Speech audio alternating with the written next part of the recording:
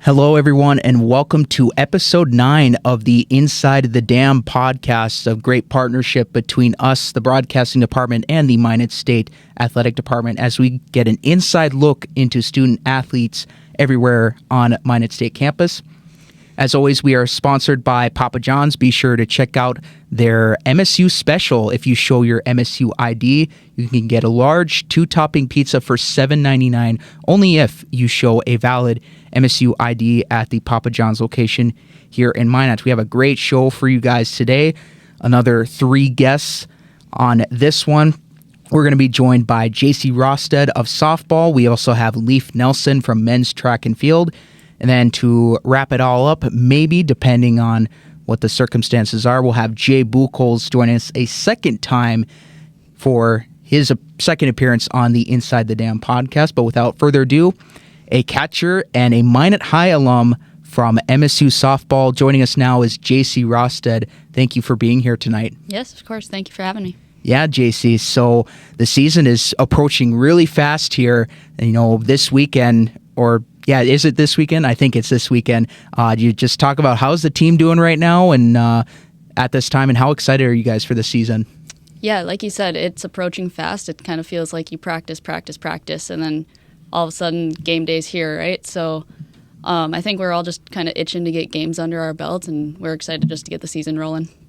Yeah, and there's a lot of new with this team, especially with a brand new head coach. Just talk about her a little bit. How fun is she to work with so far? Mm-hmm. Yeah, she's great. Kind of going into the season, you don't really know what to expect. It's kind of all, like you said, new.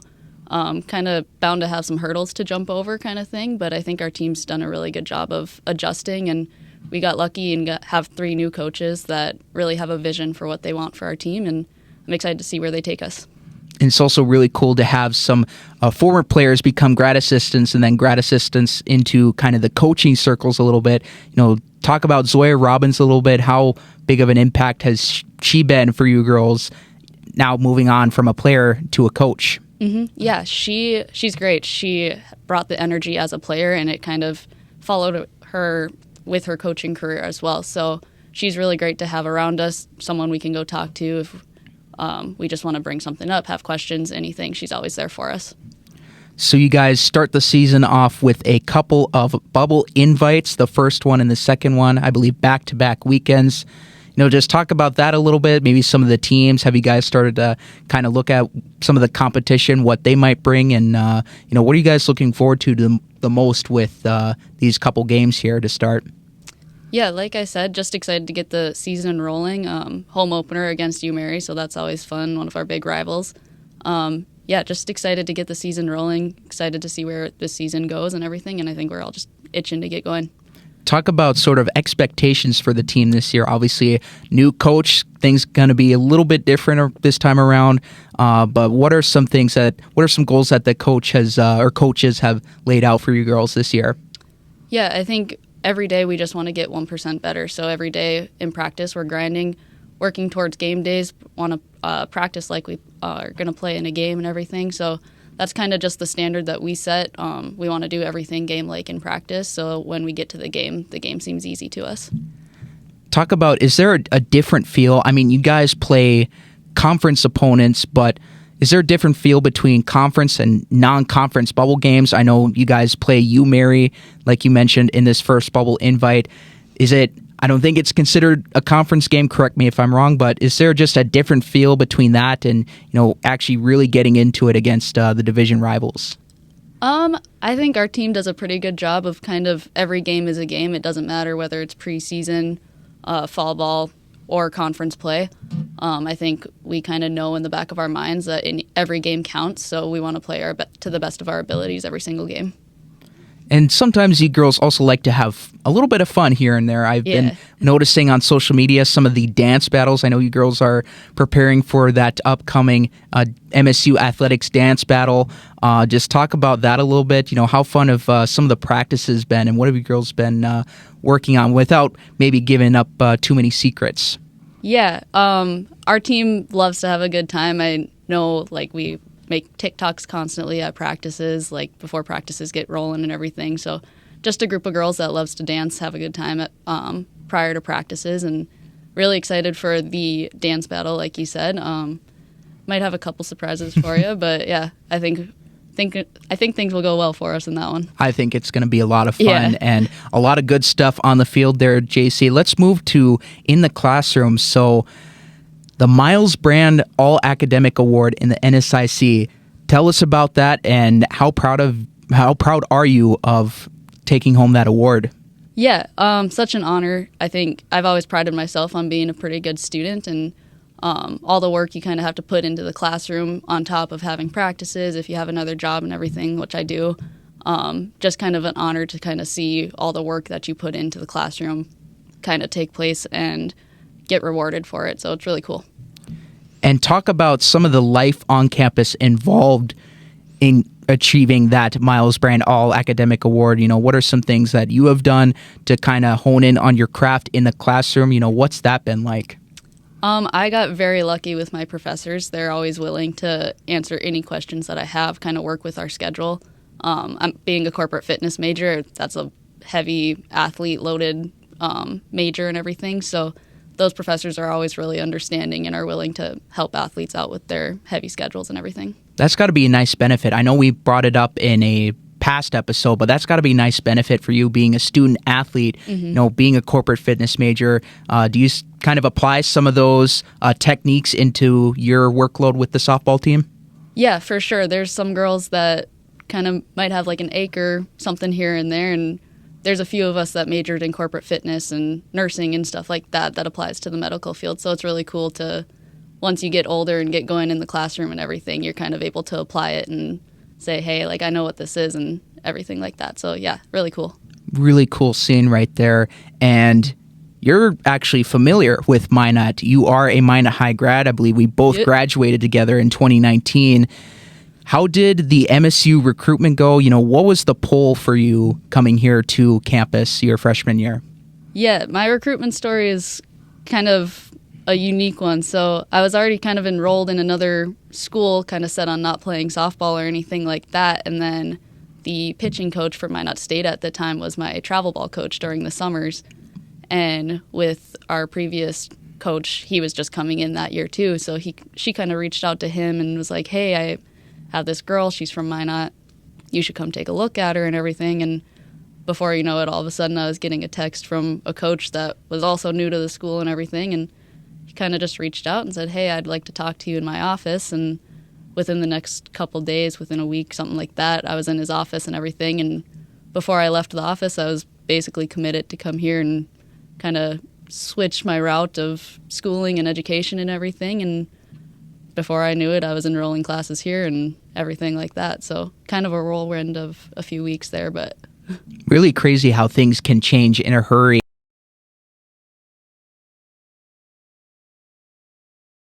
Season gets going. Perfect. Thank you. Yeah, there you have it, folks. That was Jaycie Rostad, catcher for the softball team and Minot High alum as well.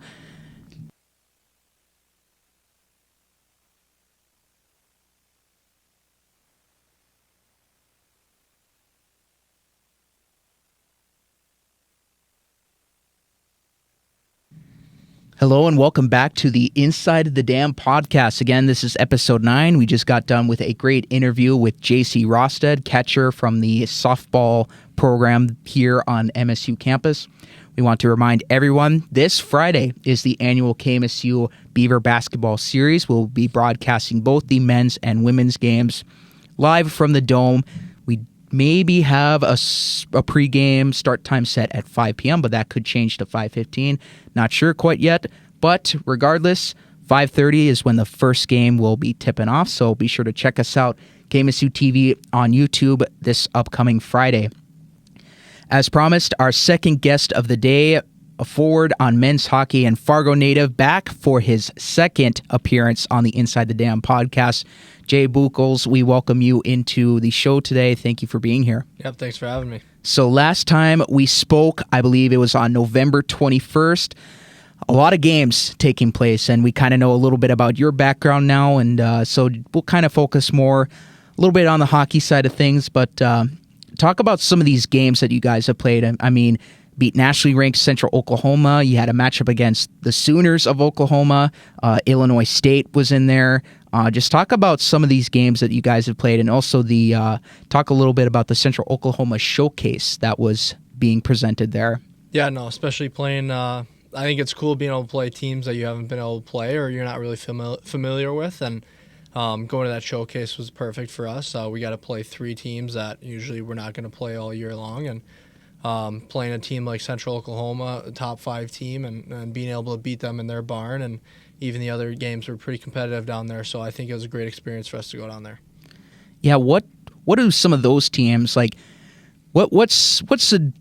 What could be like some things that you guys maybe weren't expecting from them? Obviously, you guys have beaten them already, but what are some things that maybe these teams, what do they bring to the table that you guys may not be familiar with? What kind of game plan did they bring against you guys to try and face off in your guys' matchup there? I think at this league and at this level, everybody kind of plays the same, and everyone plays hard, that's for sure. And these teams, I think the biggest thing is just not really being familiar with them. You play your Jamestowns or Marys and teams around that, so you kind of know what they're going to be bringing. And to be able to play different teams, I think that's the hardest thing, just adjusting to what they're doing and just kind of figuring out it on the go during the game. Yeah, cool stuff there. And some recent games as of late, you guys took on Walford University against the Warriors. Talk about that game a little bit. Most recently, last Thursday, what closer game as opposed to some of the other games that you guys played against other teams. Talk about that game a little bit. Well, it was good. I think it was the third game, or no, it was a weekday game. Yeah, during a Thursday night it was. Thursday night. So it was a little different. Obviously, we don't play on the weekdays that much. So, I think the guys were ready for it, but at the same time, we weren't that prepared. And they played a good game. I think we had a close around 70 shots that game, and their goalie played unbelievable. So, considering we got 4 on them, and it was a pretty closer game that we liked, but the biggest thing is just coming out with a win at that point. Yeah, most importantly, getting the dub there. And talk about some of these rival games. How much more importance is that, against a Botno, Jamestown, like you said, guys had a couple games against University of Mary. They seem to have given you guys some of the toughest competition so far this year. Talk about really the impact that playing against North Dakota teams has been for you guys. I think it's big. You play against teams that are relatively close to you, and you want to be known as the best team in North Dakota, and I think we've kind of proven that. And we still got another game against Mary and 3 more against Jamestown, so we still got to get those games finished off and make sure. Move on from the ice to the classroom. Talk about some of your start to the semester. How have you been feeling getting prepared or getting ready for your sophomore year here at Minot State? What has that been like? I'm getting it pretty slow. I mean, I'm kind of, I guess we've been on the road quite a bit, and that first week of school we missed because we were in Oklahoma, and we go on the road again here to Ohio this Wednesday, so we're missing a lot of school, and then we go to Liberty as well in a few weeks, and then back to Boston. But school's been pretty good so far. Just trying to get caught up on my classwork, go to all my classes, and then once the season's done, then that's really time to hit the books and make sure you're getting everything done.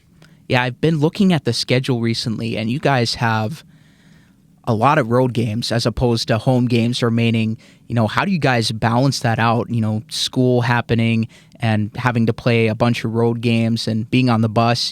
Just how do you guys keep a perfectly tipped balance on all the schoolwork and playing hockey? We kind of expected it. In the first half of the year, we were pretty much all home games. I think we maybe played 2, and if that, they were both in Jamestown. So we all kind of knew what was coming the second semester, and it's just part of the thing of being a student athlete. You got to go to school, and at the same time, you're going to practices and you're going out of town, and like I said, the biggest thing is just getting your schoolwork done. Yeah, and back to the ice here, you guys obviously quickly approaching the ACHA National Tournament, and I've heard from some of the guys that you guys have played some of these 3-game weekends or 3-game series against certain teams or multiple teams for that. how has that really helped you guys prepare for, a tournament level environment, and even especially those being at home? How big of an added benefit is that? And, just really add on to, kind of the keep, making sure you're staying healthy, staying hydrated, keeping the energy level up, and, just how do you guys balance all that out together? I think it helps a lot playing 3-game weekends, and when you go to nationals, it's going to be 4 or 5 games in about 5 days, and it's going to be a tough grind. But the games we've had, 3-game weekends, we kind of want to treat it as a mini national tournament. You got to take care of the first game on Friday, the second game on Saturday, and the next the Sunday game. So it's all about focusing on the first game and then moving on from there. Yeah, and with these road games, how have practices looked here at the Mesa ice surface during the days? And, what have you guys been working on to kind of maybe fine-tune a few things? Obviously, 13 goals against Botno.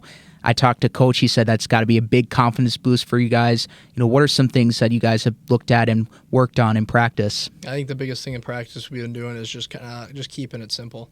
I think at this point in the year, it's I think we've kind of not learned everything that we've got, but we know what we have to do to win games, and at that point, if we try to do too much, I think that's when we get ourselves in some trouble. So practice, just going through breakouts, making sure we're catching passes, passing on the tape, and shooting the puck on net, and I think the biggest thing is just keeping it simple.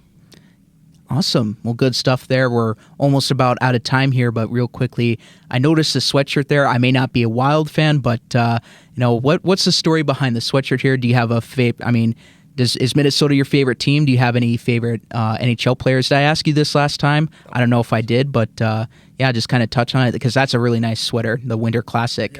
Yeah, my girlfriend actually bought me this. Oh, nice. So she, how thoughtful. Yeah, I know, right? Lucky. So no, I'm a big Wild fan, and I always have been. And I guess touch on favorite players. Marion Gaborik was one of my big favorite players growing up, and he was really good. I was just little when I was watching him, so I've always liked him, and I think I like watching Zuccarello on the Minnesota Wild as well. So I don't know, just a huge Minnesota fan. I like the Twins, Vikings, sadly, but big Wild fan. Yeah. All right, so big Minnesota sports guy. I love to hear that. But I just noticed the sweatshirt. It's very nice Winter Classic touch to it. But we're all out of time here. Thank you, Jay, so much for joining us again for a second time. Yeah, thanks for having me. Yep.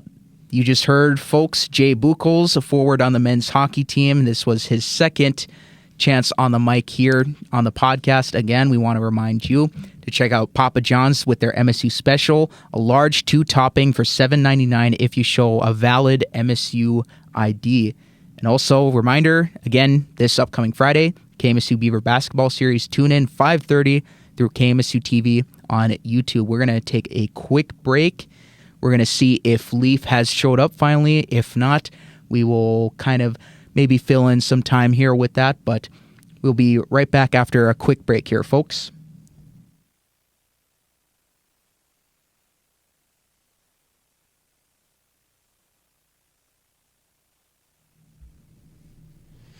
Hello, everyone, and welcome back to the Inside of the Dam podcast. As always, brought to you by Papa John's. Be sure to check out their MSU special, a large 2-topping pizza, $7.99.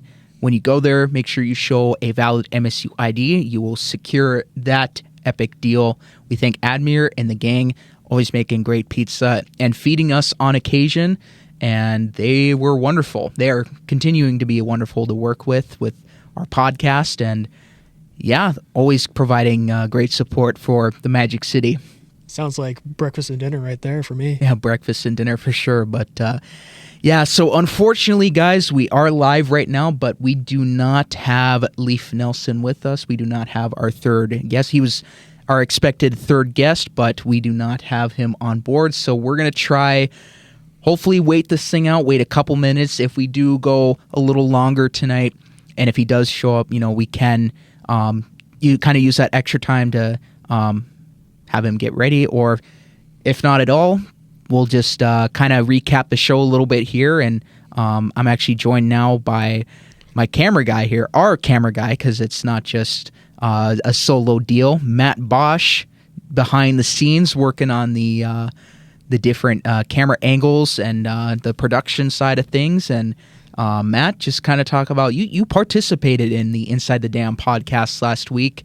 Talk about that a little bit and your first initial reaction in the interview process. Yeah, Cole. It's not my thing. Yeah. Yeah, it was my first time. I was saying my ums as I'm doing now. And it can get nerve-wracking at first, but once you do it enough times, it does change after. So yeah, but no, otherwise I'm usually just the camera guy. I had to write a script, come up with some questions. It's a hard work if you ever want to do a podcast. In the shots right now as you're talking, so you're kind of doing some double duty here. We're gonna have to get that resume filled up pretty good for you, but you are also a photographer as well, kind of maybe shadowing Sean Arbo a little bit, and you are a camera guru after all. Talk about some of your experience with him and your experience kind of shooting some photos out in the field. Yeah, sure. Well, first it didn't start with Sean. I took a photography class in high school. I did that. I'll say I didn't like it. I hated it. But then I took a communications class in high school as well during the same time. And this is what made me fall in love with it at first. So my teacher gave me this rinky-dinky Nikon camera that you just can't do anything with. And he says, take 100 photos of people in a week. I said, that's impossible. And he's like, you can do it. I'm like, what do I do? I decided to shoot a football game. It hit the fan. I'll say that. It really was really bad, but somehow I actually got some good shots. Like seriously, and I went like at the end of the week, I went to him like, okay, here's my shots. He's just like, dude, these are good. These are really good. I know. So I'm like, okay, these hit the spot. Now I really like this, and I'm actually good at it. So I'm going to pursue this. Like I'm just going to study on YouTube. And then I bought my first camera. It was about altogether like camera, telephoto lens, and a wide angle. It was about like $100. Oh wow! Yeah, and I shot state cross country because DLB had their first ever cross country team, and I was on it. I was a runner, I know. Fun fact: Matt is from Delax Burlington High School, so that any DLB references now you know. Why? So yeah, and then just like I just kept taking pictures, learning some more stuff, buying some more gear, and then just like now I'm the official photographer for Delax High School. And now since I went to MSU, I've been working with and helping with Sean Arbo.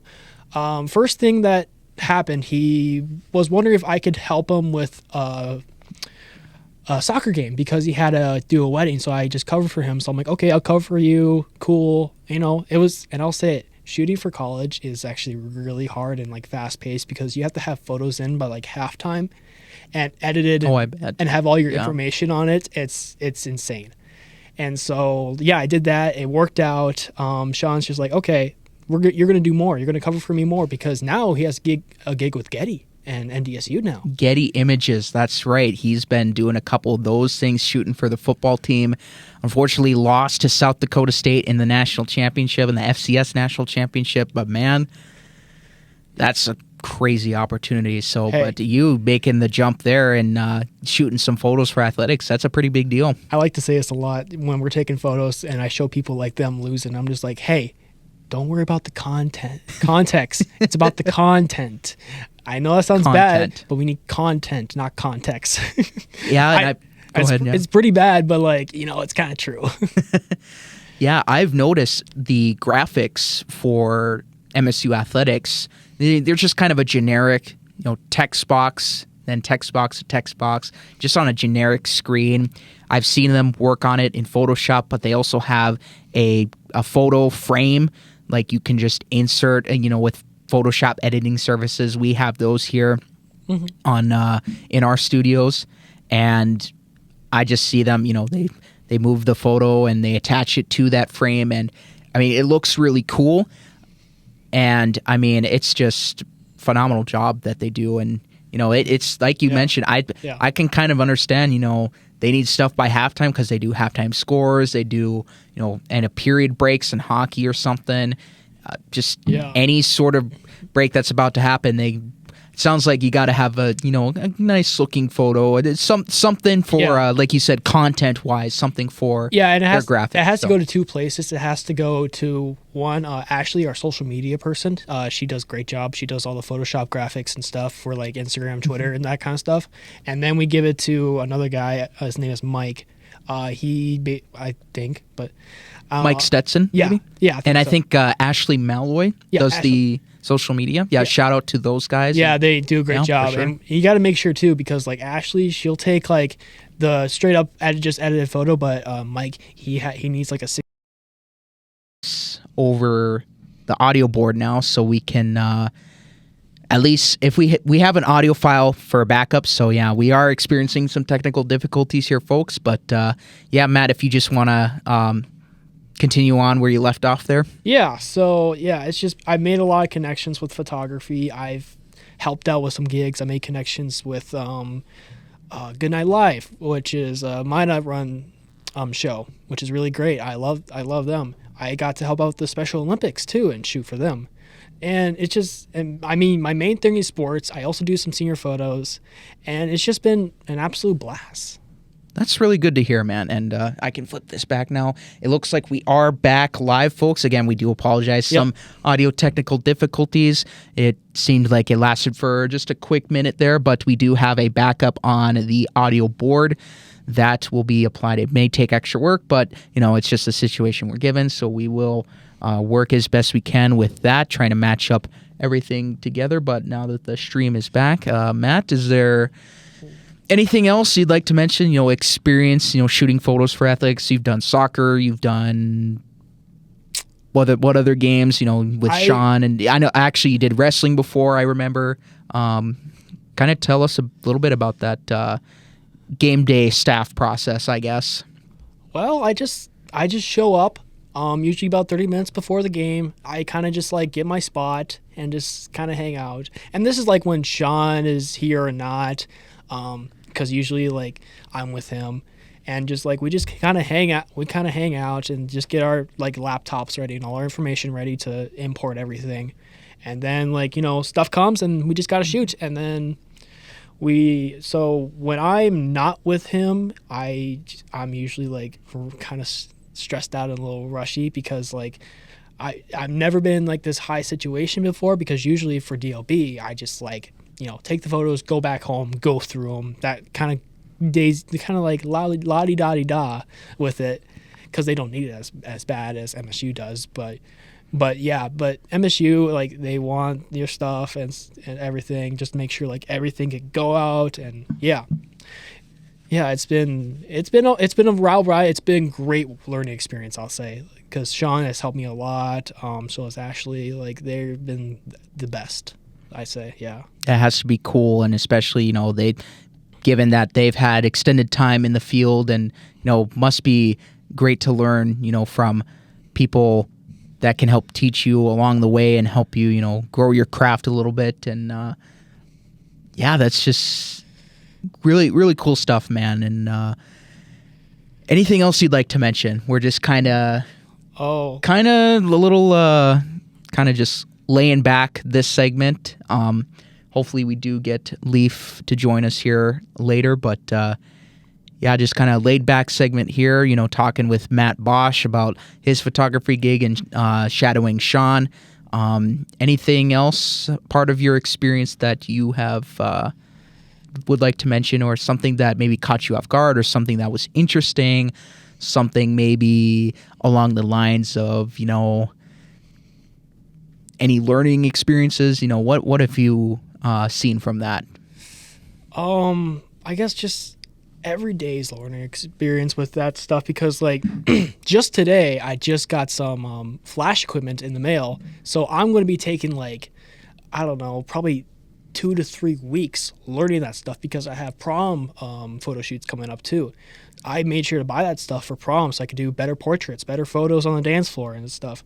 And you're like always learning. Like, there's something just like, even because like most of my schooling for photography, YouTube University, it's just everything is just YouTube, and it's great. And also like the content for like photography and that kind of stuff, it just keeps growing Like you think like you learn it all with photography. No, like there's like a new technique that just like pops out of nowhere, and there's always like camera gear like being released, and then there's new features and other stuff that goes with it that makes your life like better, easier. Now I know people say like gear isn't everything, but like sometimes it is, just because like if you have like the rinkiest dinky camera ever and then you have like a $6,000 camera, there's a big difference in quality. I'm just going to say that. There's a big difference in quality. But yeah, but otherwise just like you're always learning, you're always like learning new things. You're learning different processes of how you like post process. That's a big one for me. I'm still learning how to post process a lot better. But yeah, it's just you're learning all the time. What has been your favorite sport to cover on campus? On campus, or like just, or I guess everything I've done. Maybe not on campus, but everything you've done. Yeah. Probably track and field. Track and field? I was a track and field teen. I did hurdles in track and field, so I would always like go to a meet and bring my camera and shoot photos. And like there's always something to do. You know, there's running, there's hurdles, there's jumping, there's high jumping, there's pole vault, there's discus, there's shot put, there's javelin.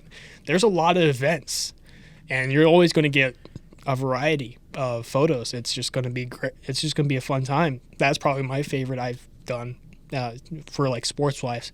But for MSU wise, probably my favorite was wrestling. Probably girls wrestling when they had their first ever duel at MSU. Oh yeah. Yeah, that I took photos with that because I was just prepping for the That's got to be fun. I was prepping for wrestling with Sean because he had to go the next day and I had to cover for him.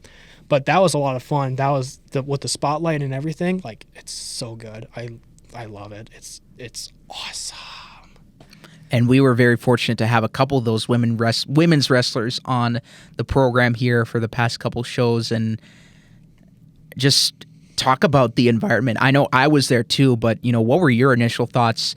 While we talk good stuff on MSU athletics here, while we continue that, just talk about what were your initial thoughts for a team in its inaugural home match in its inaugural season.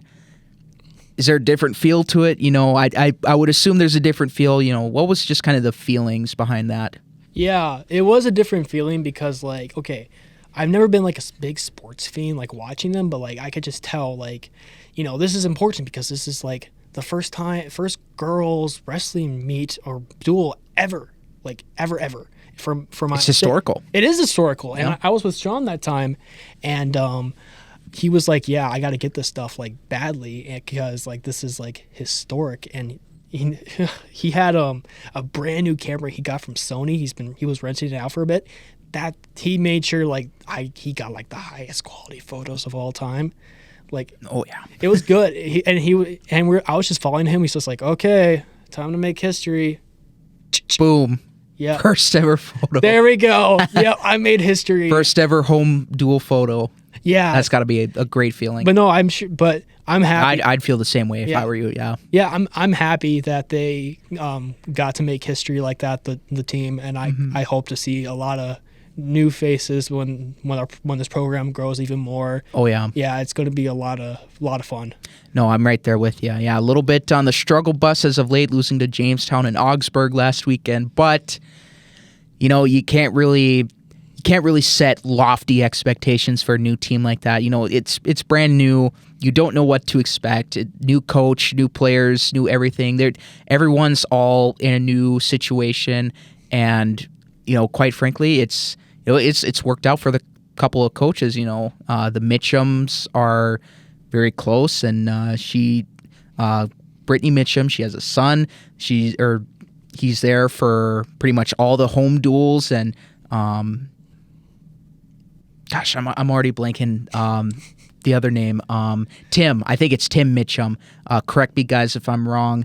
Any one of you watching, but I believe it's Tim Mitchum. Yeah, he took an assistant coach job with the men's group, and sometimes really good to see things pan out like that. And but yeah, like going back to what we were saying about the women's wrestling team, it's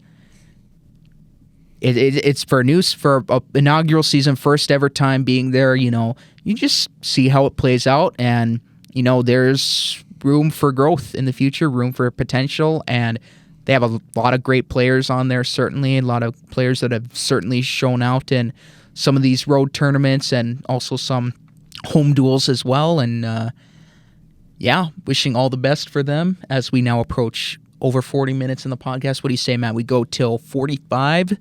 Sure, let's go till 45. Go till 45. So, it looks like, we're just a couple minutes away here, folks. It sounds like this is just going to be the last segment. If we can get Leaf on in the near future, we will certainly provide that for you guys. Or if it's just a quick, pop by tomorrow, we can certainly get his segment added, and maybe this segment. I don't know what we do with this one quite yet, but What about we talk about the basketball game, the doubleheader coming up on Friday? Yes, I've mentioned that a few times. You guys have heard already. Matt's going to be up top on one of the cams. Yeah, for the third floor. That'll be the first game. I'll be up top on first game on close-up cam, and then after that, I'll be down the floor on the second game. Yeah, that'll be fun. It'll be good practice for me since I'll be with WDAY in March. So that'll be good practice for me. Yep. So Matt has a deal with WDAY. He's going to shoot. He's going to be on camera for the state basketball tournament coming to town March 2nd through March 4th, I believe. Yes, for the girls. Yeah, for the girls' state tournament taking place at the Dome. And it'll be a great experience. You get a lot of great benefits, I assume, with it. And free food. Yeah, free food as well. Yep. I might be there for a little bit. Without mentioning names, I'll definitely check out some of the schools that are playing. I'm not sure. We'll see if some of the local teams do. Like we got some pretty big steep competitors here in town, but the field is also wide open, and there's a lot of contenders this year, as always, like every year. And there's also that 3-class system they're being proposed, and it looks like it could go through. We don't know. We'll see. But my bet is that it will go through, and we'll just see how it goes. But state tournament, girls at the MSU Dome, March 2nd through March 4th. Matt, anything else you'd like to add to this segment before we head off here?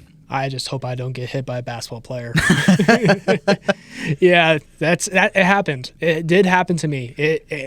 I felt bad for the basketball. I felt more bad for the basketball player. I'm just there to do my job. Yeah. All right. Yeah, it happens. But standing on the baseline is never easy because you don't know what you're going to expect.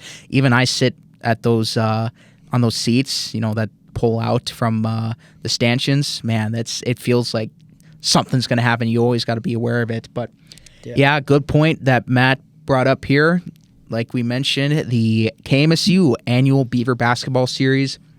We'll just give ourselves a quick promo here. February 3rd, this Friday, we'll be broadcasting both the men's and women's teams. We have a great relationship with Beck Sports. They gave us the okay to do it, and we are excited to bring you some of that coverage. We'll have, obviously Matt on camera. I will be on the host table, and a lot of great, wonderful talent as well. We got play-by-play, a color commentator, even some floor reporters. Roles are going to switch from game to game, but it's always a fun experience for all of us, and we're looking forward to it. And Dean from Homesteaders is looking to feed us as well, and he'll be heading up that operation. Yummy for us. And but just even the great support from him and Papa John's as well. Again, the Inside the Dam podcast. Be sure to check out the MSU special large 2-topping pizza from Papa John's if you show a valid MSU ID. Great support all around the community. And Matt, any final thoughts here? Roll beefs. Roll beefs. I like it, Matt. So, it looks like perfect timing for the stream to have some technical difficulties. Again, we do have the audio board recording right now, so we have a backup plan in case. Probably started it too late, but that's going to do it for us, folks. Again, we will, I know we did promise Leaf Nelson earlier. Unfortunately, he was not able to make it tonight. If in the next day or so or in the near future, if we do have him on board, we will try to get a segment in with him, and we'll discuss with athletics then. But as always, thank you to MSU Athletics for this partnership, and we're very thankful for them to provide us some of these guests and We just being able to help put it together. It's all in a great time. So, Matt, any final thoughts? Again, roll beeves. Again, roll bees. I like it. All right, that's going to be all for this episode, folks. Again, you just watched episode 9. I am your host, Cole Clementich, and I was joined by... I'm Matt Bosch. Yep, Matt Bosch, behind the scenes, running tech on specifically the camera switching. We will return next week for hopefully another 3 guests from MSU Athletics. Most particular, some that have maybe good weekends in their respective sport. But again, thank you guys for tuning in to watch, and have a good night. Again, as always, thanks to Papa John's.